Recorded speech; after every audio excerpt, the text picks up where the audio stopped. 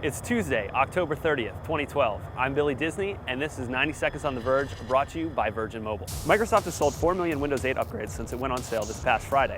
That's according to CEO Steve Ballmer at a keynote address today in Seattle. Those numbers are only for upgrades, not new hardware. Ballmer also mentioned the launch of Surface, but did not release any sales figures for that particular device.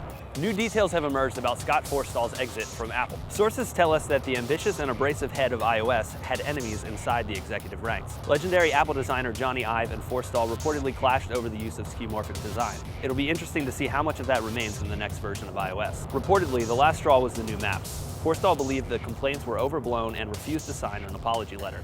That duty ultimately went to CEO Tim Cook. Forstall cashed out $38 million in Apple stock earlier this year, so his landing is expected to be a soft one.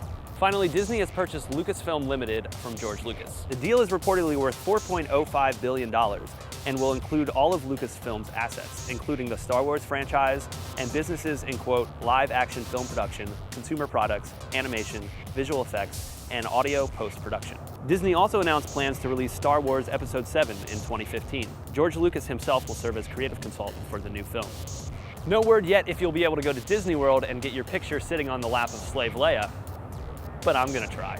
That's it for today's top stories. Tune in tomorrow. And for all those affected by Hurricane Sandy, please stay safe.